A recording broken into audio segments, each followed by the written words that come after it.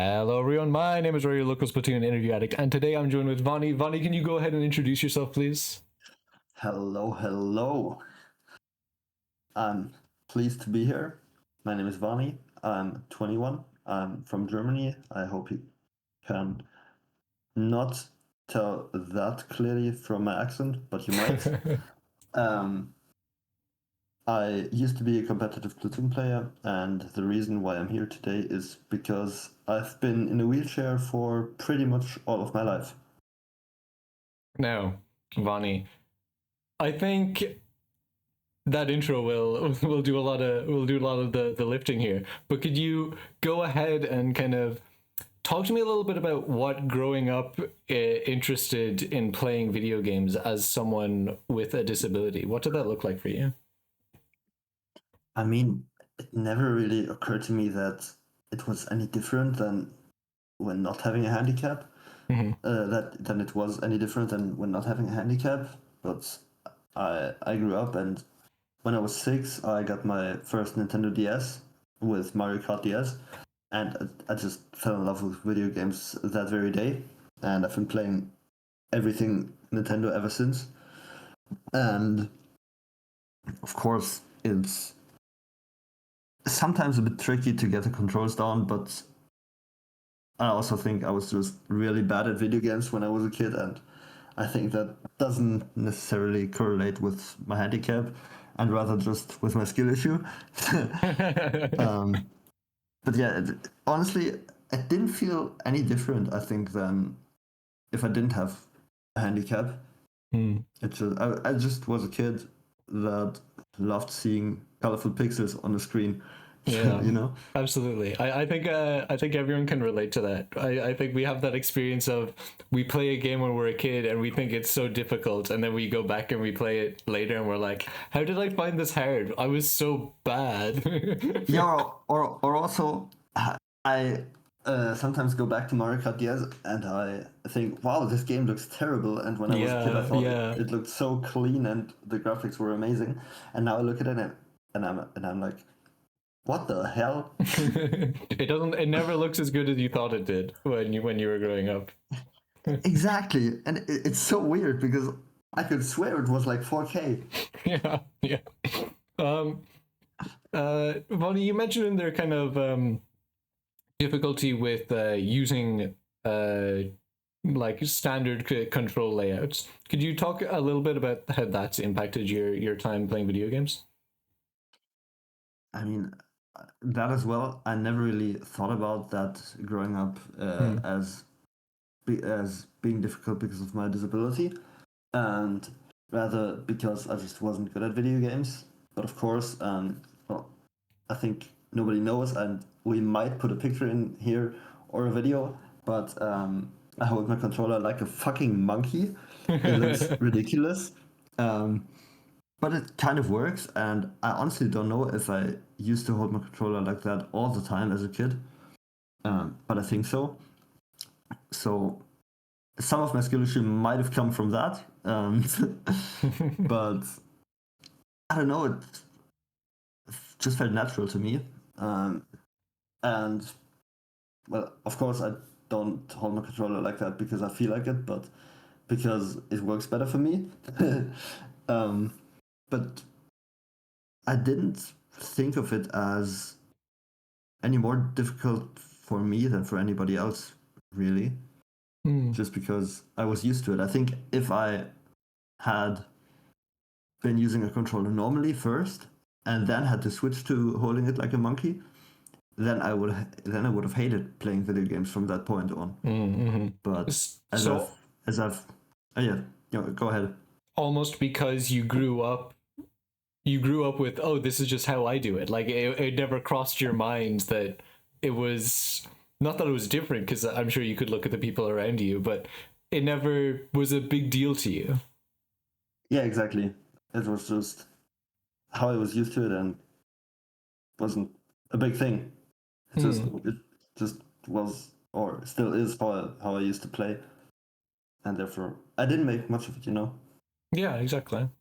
Did you ever have an experience where growing up you kind of realized, like, like obviously, oh, you realize, oh, I'm different, and how I'm interacting with this thing is different.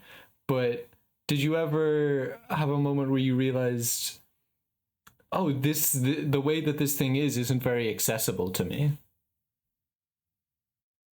with gaming specifically? Not really. I mean, I've always managed to make something work. The only thing that comes to mind is I tried playing Among Us with mouse and keyboard in like 2020, and I just couldn't get it done because, well, I'd never played with mouse and keyboard before, and then with my fingers not working exactly the way I want them to, it of course was a bit difficult, and I just switched to playing on controller, what I was used to.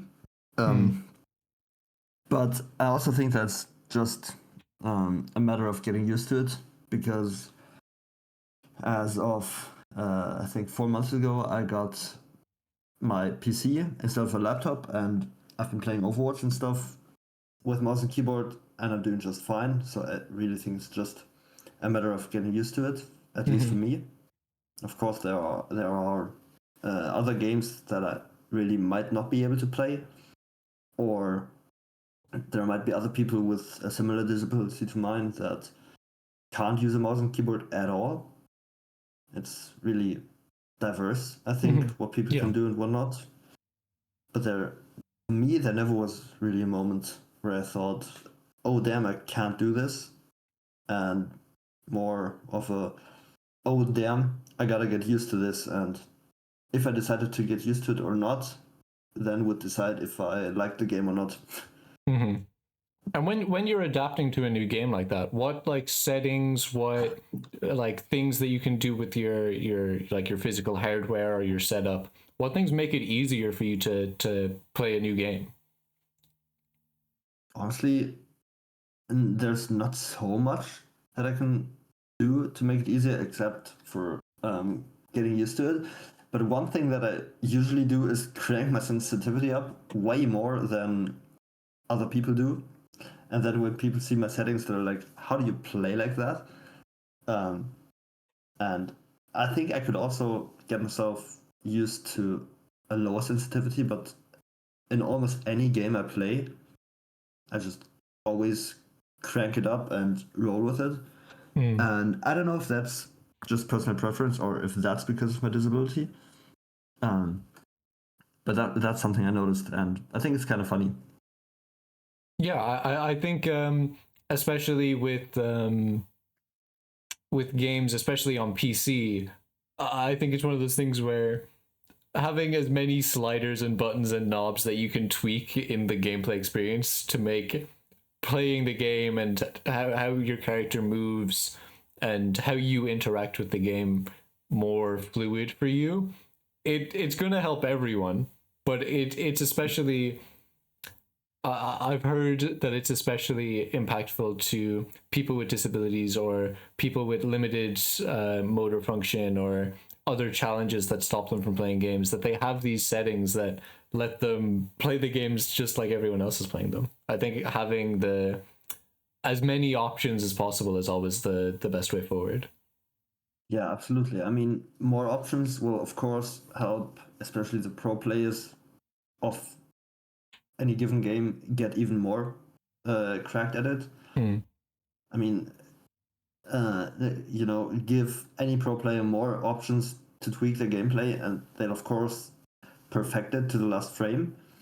But I think especially for people with handicaps, it's a big point to make them or to give them the opportunity to play the game on a similar level as people without disability that aren't necessarily pros, because of course a pro will make more of the better settings than an average skilled player. But a player with a disability might need those extra settings to be able to play on the level of an average skilled player. You know what I mean? Yeah. I don't know Yeah. if I worded that well, but I think my point came across. Yeah. No, I understand. And so with kind of that background about how gaming has been generally for you, what's your Splatoon journey like? How did you first kind of discover the game? I first discovered the game. It's really a funny coincidence because I always used, or I still do, play Mario Kart with my best friend. Mm-hmm. We started playing Mario Kart DS together, and then went over Mario Kart 7, Mario Kart 8, Mario Kart 8 Deluxe to Mario Kart World now. And one day in 2019, we wanted to boot up Mario Kart 8 on his Switch, or Mario Kart 8 Deluxe, I should say. And there was this random game in his Switch that his little sister played occasionally, which was Splatoon. And we both were like, what the hell is that game? Let's take a look at it and laugh at it, because why would you play such a weird game? And in the first 30 minutes of playing Splatoon, I absolutely fell in love with the game. And from that point forward, we would meet for like 3 weeks and play Splatoon every day. And a month later, I convinced my parents to buy me the game in, I think, May of 2019. And from that point forward, I was pretty much hooked and instantly fell in love with the game. Even though I was really terrible at first, like, you can't comprehend how shit I was. But yeah, I've loved the game ever since. And that's when I started playing Splatoon, which is really funny because if it wasn't for that big coincidence of the game being in his Switch, I wouldn't be here and I wouldn't know like half of the friends I have. Yeah. I think especially with a game like Splatoon, where I've heard so many stories of people's lives being so changed by the people that they've met through it and the experiences that they've had, to have all of that happen because of my friend's sister left a game cart in his Switch is really funny. Yeah, exactly. It's such a coincidence because otherwise I really wouldn't have known about the game like at Yeah. all. I'd never seen a YouTube video about it or anything. It was just like I'd never heard of it, and then I saw it and I was like, wait, let's check it out. Yeah. And it's been the only game that I've played ever since that hooked me this quickly.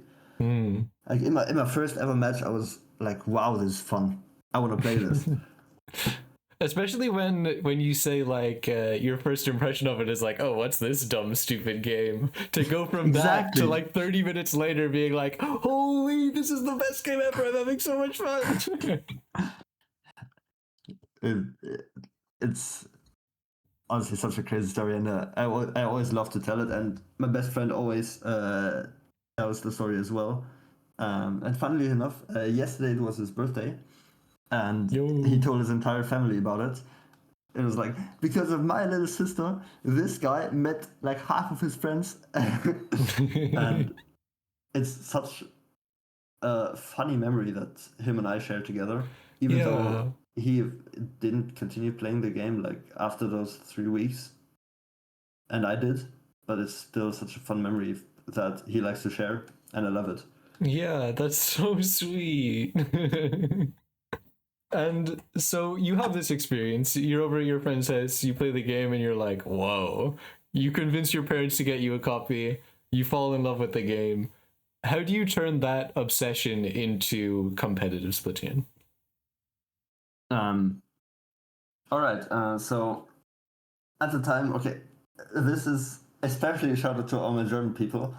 At the time, when I first fell in love with the game, I would of course watch YouTube videos about it, and by chance I stumbled upon a YouTube channel called Destiny Cast, and I think every German now felt something in their stomach because that guy turned out not to be that great a I couple of years later. see. But yeah, that's how. Honestly, that's how I learned how to play the game kind of properly. And one day, that guy made a video about the German version of Ludi, the DSB, happening, because he also used to play on a team, and I was like, wow, I want to play on a team. And then I saw his video about the German Ludi, and I was like, damn, that's my chance. I gotta get in there. Um, and that's how I first slipped into competitive Splatoon, and then I stopped watching Destiny Cast like I think half a year later because I just didn't find his content interesting anymore. But then at that point I was in the comp scene, and from that point forward it was just going by itself, and I didn't really have to do anything anymore. Mm. Have you ever had any like unique challenges in comp because of your situation and how you have to play the game? Mm, not necessarily in comp, except like one or two instances where some weirdo tried to make fun of me for having a disability, Yeah. which is like, I don't care, because one, it's just the way I am, and why would I care about it? And number two, me and my friends always joke about my disability, so why would I care if somebody else does? And it was also kind of cool to see that in one of those instances, like half of the German community just stepped up and basically digitally beat that guy up. Hell yeah. So that was a very cool moment, but that's also like I think 3 years ago almost, and ever since there have not been any incidents. And one that's very specific. It's weird, but when I'm on LANs, I, since 4 years, oh, yeah, for 4 years now, I've been going to LANs pretty actively, and on basically every LAN, the chairs at the venue all have armrests, and I can't stand these because of the way I hold the controller. Having an armrest on my chair just entirely fucks up my aim, my motion, my movement, and it's terrible, and I hate it. But playing in the wheelchair also feels like shit, and I try to use that as an excuse for why I always underperform at LANs. So yeah, the chair I have at home just doesn't have an armrest, and I'm so used to it that when a chair that I have to play on has an armrest, it just really drags down my gameplay. Yeah. And I think it puts me off more than it puts off people with no handicap, because they can just hold the controller quotation marks normally. Yes. So that's a bit weird, and I wouldn't think, and you wouldn't think it's a challenge, but it just puts me off so much. But I still haven't found the greatest solution to that, so I'm still working on that. Just I bring might just like bring a sword. yeah, I was A just sword about to the to next say. time. Yep, I know that chair is expensive as hell and costs like $200, but I'm sorry, I gotta secure my top 5 placement, so the armrest gotta go. That's funny. Um, beyond then, just like the actual playing of the game, is there anything about the LAN environment as a wheelchair user that is challenging or that you've faced issues with? Most of the venues I've been to have been honestly amazing. Um, they're especially for the lands I went to last year, they have amazing wheelchair toilets, which honestly is the biggest issue because most venues either are just on even terrain or no,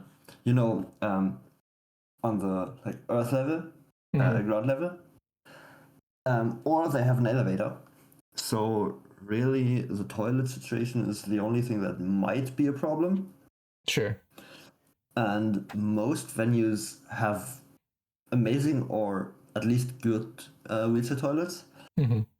Um, there have been 2 lands that I went to that didn't have wheelchair toilets, which of course isn't great.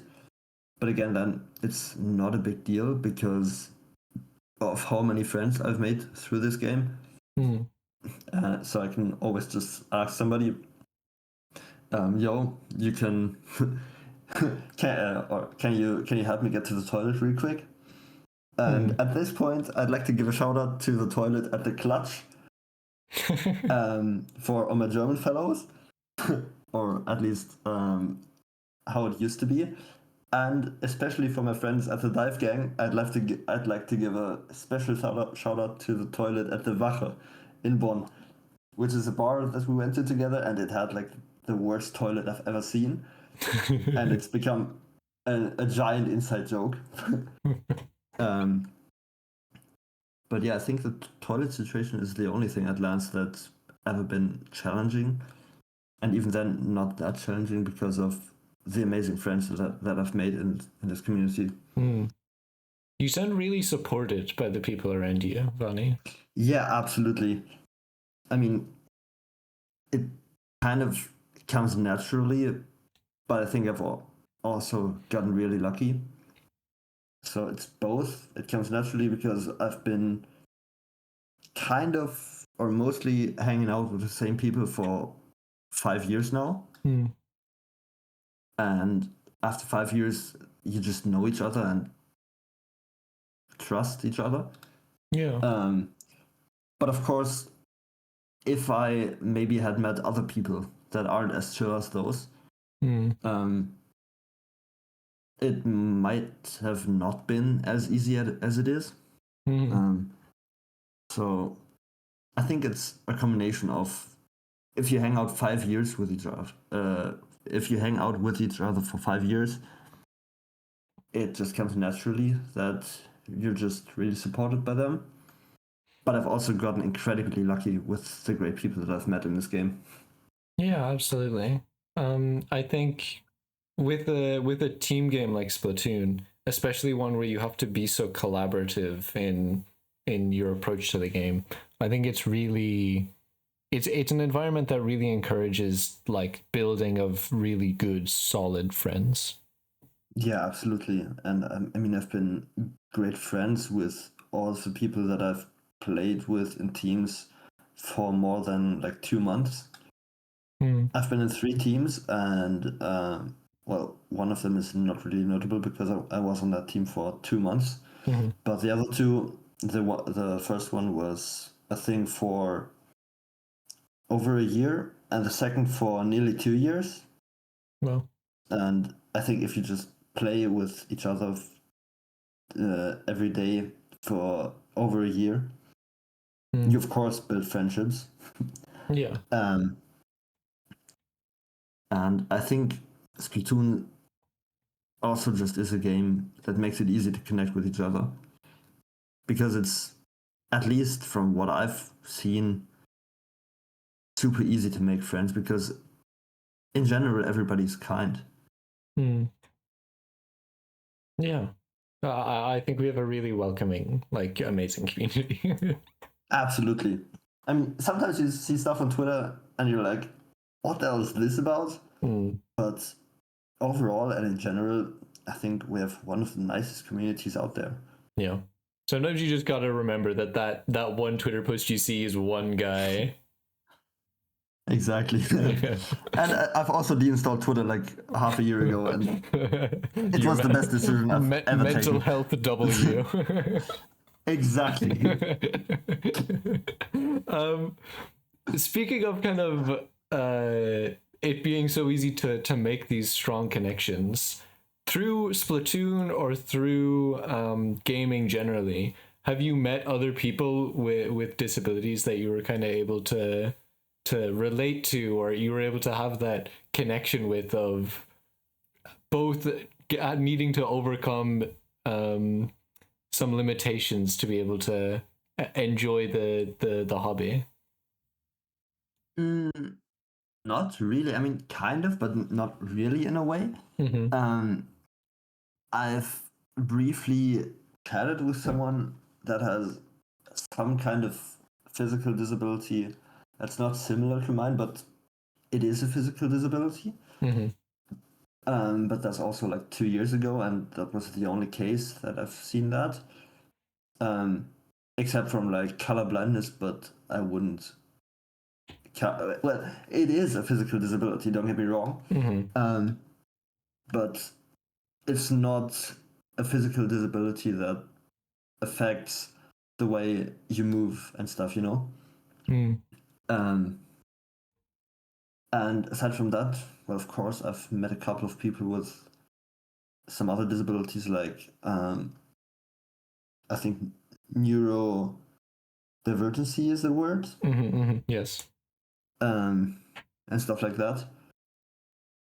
But I haven't really met that many people with a disability that could be compared to mine in any way, shape, or form.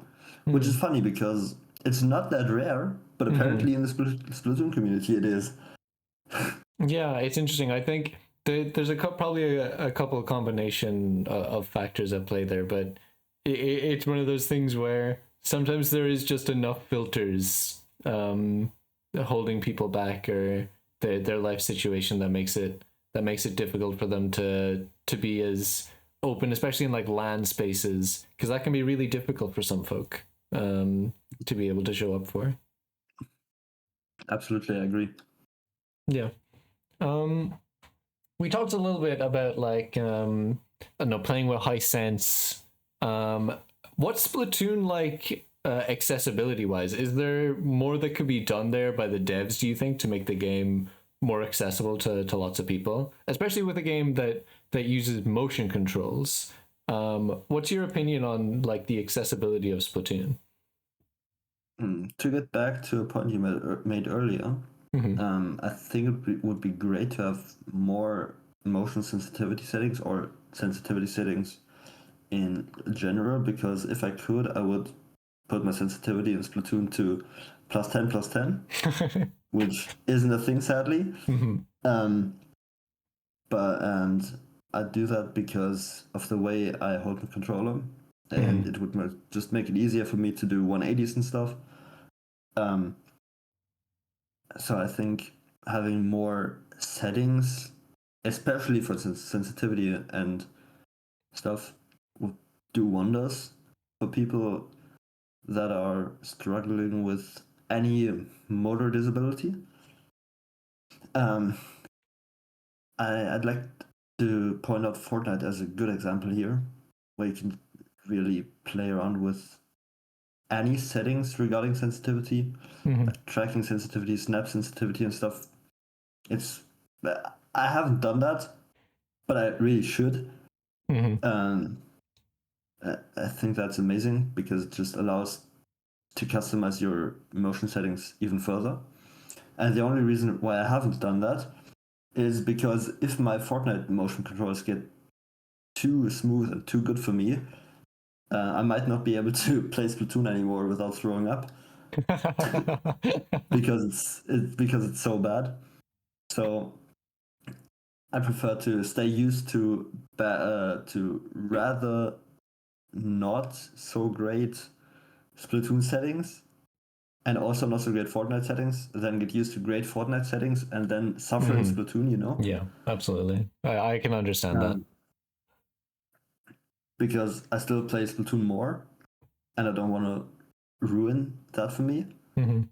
So yeah, I think in general having more settings is never a bad thing. Absolutely. And I was kind of disappointed when Splat 3 came out that they didn't change anything about the settings that you can make regarding motion or even color blindness, because I think there are like 3 settings for color blindness, and I'm not affected, so I can't really tell, but I think that's just too little, because I think there are like 20 different ways you can be affected by color blindness, and that should be covered, and it isn't, and that's not good. Yeah, especially in a game like Splatoon where color is so incredibly important. That's what I'm saying.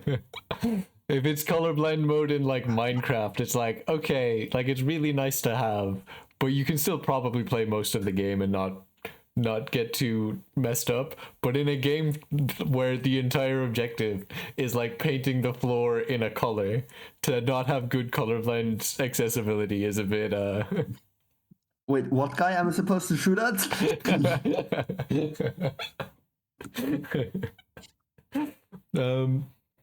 And then about motion controls, what's like? Because you're mentioning motion controls a lot, especially with Splatoon, with Fortnite.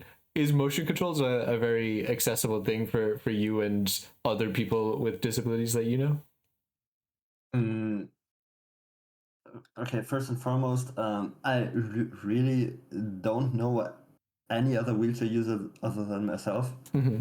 Well, I've known some briefly in like some rehab uh, facilities and stuff Mm-hmm. for 5 weeks, but I have no friends that are in a wheelchair or Mm-hmm. share any disabilities with me. So about that, I can't really tell. Mm-hmm. Um,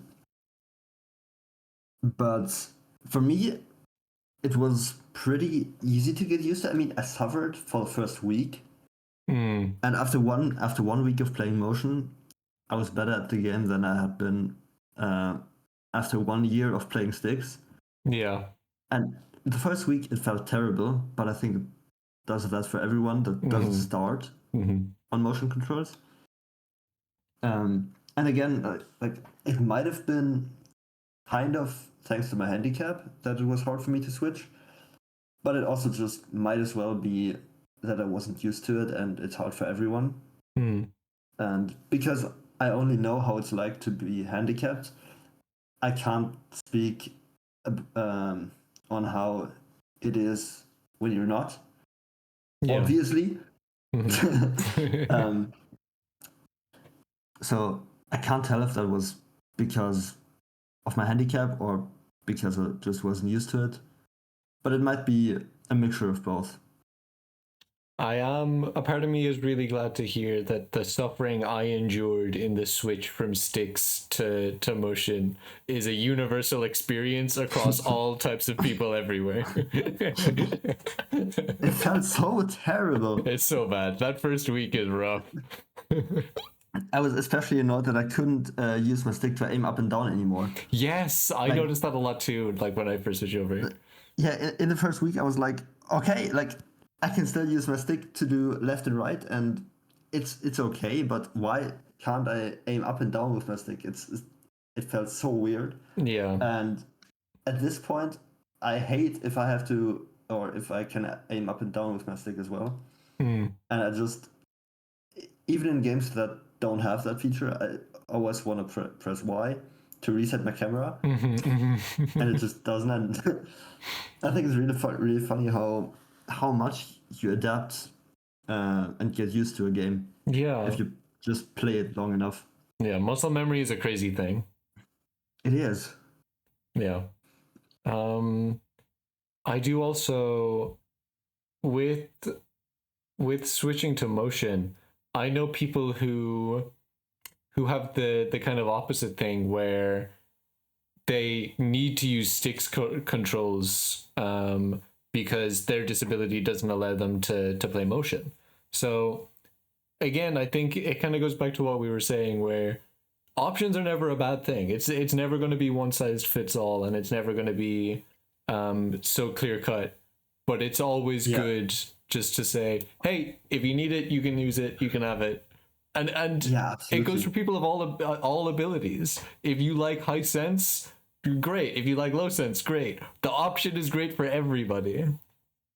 Yes, exactly. Give me a range from -10 to +10, please. Mm-hmm. I think Yeah. I'm not the only one that would enjoy that. Yeah, I think I've even seen, like, I don't know if it was Gray or if it was Kyo. It was some like like big name guy who was saying like +5 is like just like barely too slow for me. I want like 5.5. What can I say? Great minds think alike. That does basically mean you're on the same caliber as Gray and Kyo. Like, I don't make the I mean, rules. I've never lost a kill in a game Splatoon, so Hey, have you ever seen you and Kyo in the same room? exactly. Just dropping hints here. The conspiracy theory is is unraveling in the moment. Don't let them find out. It's the cover up. We have to go back to Area 51. Um, We gotta be quiet. They're watching us. Vani, I think that's just about everything that I had to ask you. Is there anything that you'd like to say before we wrap up? Is there anything else that you would like to touch on? I don't think I have anything in mind, and if I do, I'll just put it in the comments. Yeah, Which absolutely. is what you guys should do as well. Yes. Write what you think in the comments below and subscribe to the channel and follow Dapple on Twitch and stuff. They do great things for the community. Without them, especially the European scene wouldn't be what it is. Give them some love. They deserve it. I didn't even have to do an outro. Like, he's doing my outros for me, guys. Like, Dapple, we gotta hire this guy. Watch, I'm gonna edit the video as well. Oh, damn! Holy. Vani, where can the people find you if they want to go follow you, see what you're about, keep up with your stuff? I can only recommend my Twitter, which I don't use anymore. It's rt__Vani. Or basically, it's the same username on any platform. Sometimes with one, sometimes with 2 underscores. I think you'll find me. Discord as well, if you have any questions or want to talk to me. Ask questions about how it is to play the game in the situation that I'm in. So yeah, if you want to find me, you can. If you don't want to find me, that's fine too. And thanks for having me. Yeah, no worries. It's been great. If you at home enjoyed watching this, I'd just follow Vani's advice and comment, like, subscribe. Go follow my channel specifically, actually. Don't follow Dapple's. I don't like those guys. They're cringe. Just follow both. Fivehead. Holy. It's free. It's free. Why not? It's free. You can add free and you can unsubscribe at any time. Exactly. Okay. Thank you guys for watching. If you enjoyed, check out a playlist on my channel with all of my other interviews across the dozen or so Splatoon channels that keep uploading my interviews for some reason. If you like me, you can find me on Blue Sky at ismisharoa.bluesky.social. I've been Roa. Vani, thank you for your time. And thank you at home for listening, watching, however you engage with these. And I'll catch you in the next one. Peace out, guys. Thank you. Bye-bye. Yippee!